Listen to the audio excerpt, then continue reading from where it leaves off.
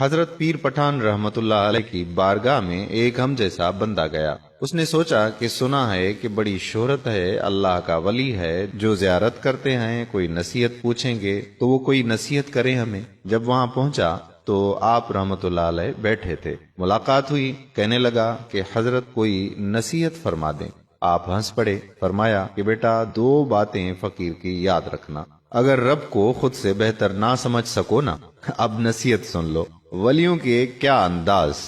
فرمایا کہ میرے بیٹے، تو نے کہا کہ نصیحت کریں تو فقیروں کی نصیحت تو ایسی ہوتی ہے۔ اب میری نصیحتیں یہ ہیں کہ اگر رب کو اپنی ذات سے برتر اور بہتر نہ سمجھ سکو تو کم از کم زندگی بھر رب کو اپنے جیسا ضرور سمجھتے رہنا۔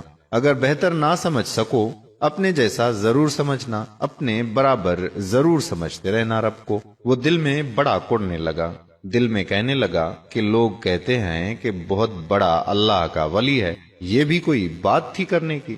کوئی مسلمان ایسا ہے جو رب کو سب سے برتر نہ سمجھے، سب سے افضل نہ سمجھے؟ یہ کیا بات کر دی انہوں نے؟ کہتے ہیں کہ رب کو بہتر نہ سمجھ سکو تو کم از کم اپنے برابر ضرور سمجھتے رہنا، یہ کوئی بات تھی؟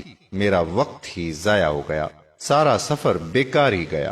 دل ہی دل میں کڑنے لگا۔ اولیاء اکرام تو دلوں کے جاسوس ہوتے ہیں نا، معلوم ہوتا ہے کہ اگلا کیا سوچ رہا ہے۔ وہ ہنس پڑے اور فرمایا کہ بیٹا یہ نصیحت نا پلے باندھ لینا میری، جو میں نے کہی ہے۔ وہ اٹھ کر جانے لگا۔ حضرت اجازت دینا۔ آپ نے فرمایا کہ ایسا کرو، شام کا وقت ہے، لمبا سفر ہے، رات یہیں گزار لو، صبح چلے جانا ناشتہ کر کے۔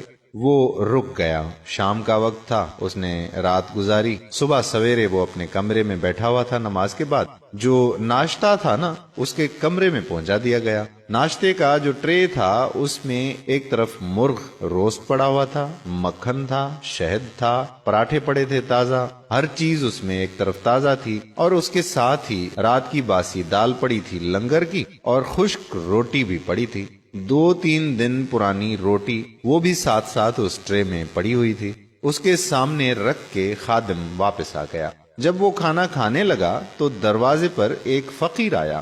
فقیر نے کہا 3 دن سے بھوکا ہوں، رب کے نام پہ کچھ دے دو۔ 3 دن سے بھوکا ہوں، اللہ کے نام پر کچھ مجھے دے دو کھانے کو۔ اس نے جو دال تھی رات کی باسی دال اور 3 دن پرانی روٹی وہ اٹھا کر رب کے نام پر دے دی، خود پراٹھے اور مرغا کھا گیا۔ ناشتہ ختم کر کے کہنے لگا کہ اب جانے کا وقت آ گیا ہے، آخری بار میں ہاتھ ملاؤں پیر صاحب سے اور پھر نکلوں۔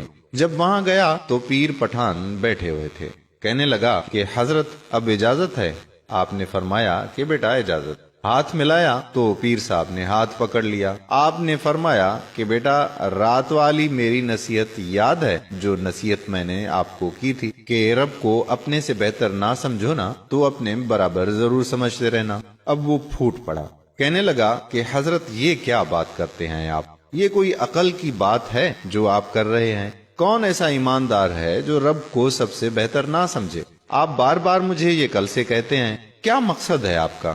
بابا جی جلال میں آ گئے۔ پیر پٹھان نے فرمایا کہ ظالم سن، صبح ناشتے میں خشک روٹی اور دال بھی تھی، پراٹھے بھی تھے، مکھن بھی تھا، روسٹ بھی تھا، اس نے رب کے نام پہ فقیر نے تجھ سے مانگا تھا۔